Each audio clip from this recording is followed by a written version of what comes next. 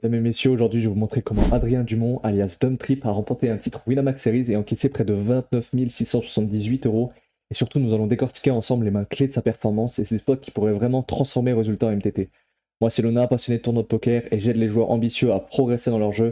Reste bien jusqu'à la fin, je vais te montrer le coup exact qui a fait basculer ce tournoi et comment tu pourras l'appliquer parfaitement dans tes propres parties. Allez, c'est parti.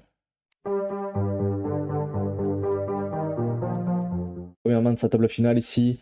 On a un fold de Cipollino. Moi, j'aurais open à la place de Céline Deuce, mais je comprends le fold aussi avec Lucky Luke qui est derrière et qui a un énorme stack ici sans blind deep. Va open du coup Lucky Luke, fold ici de tout le monde. Et là, on est au day 3 des Winamax Series Master Championship, 250 euros. Un tournoi très relevé, tu vas voir qu'il y a vraiment des gros clients sur ce tournoi. Là, je vais folder 13-12, je pense qu'il peut raise ou il peut call, ou il peut limp, pardon. À sa place, comme il subit beaucoup de pression ICM, il y a quand même un joueur assez short. J'aurais préféré limp jam, mais je pense qu'on peut tout à fait raise aussi. Il a décidé de raise ici, et Cipollino qui va devoir payer avec cette main-là, je pense qu'il n'y a rien d'autre à faire. Ok. Ici, il a décidé de c-bet, je pense sur board Damaï, c'est ok. C'est pas un board super dynamique. On peut avoir des check raise de 4 et 5, 5 et 6, des choses comme ça, mais ça va arriver très peu en général. Et un board avec two-tone, donc deux flush draws, c'est des boards en général qu'on va moins se faire check raise et qu'on a moins besoin de bet share en tout cas, donc on peut bet small plus. Donc je pense que c'est ok ici de ces bêtes. On va payer ici avec As-10.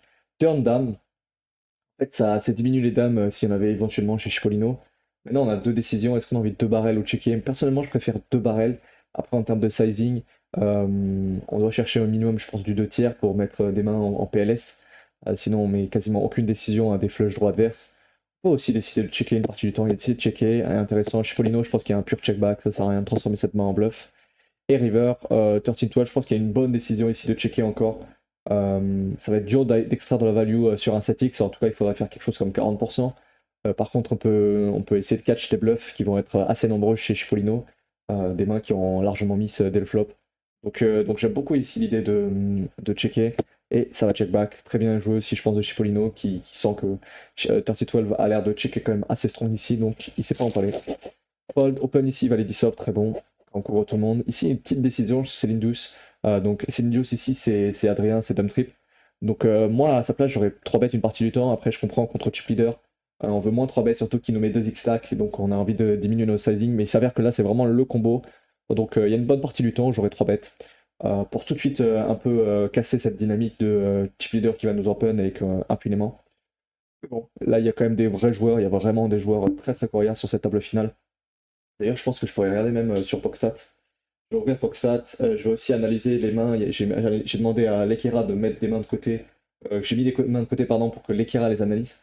Donc s'il y a besoin, on aura des informations plus précises sur les plays adverses.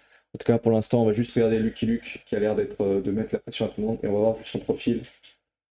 Lucky Luke, du coup.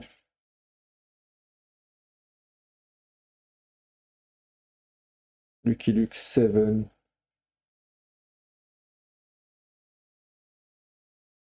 On voit que le QD7, ça a l'air d'être un client, ça a l'air d'être un bon joueur. API 70 ici.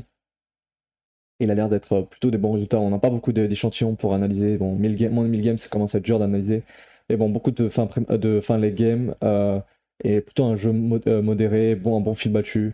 Plutôt un très bon joueur, donc il faudra le compter parmi les gros clients.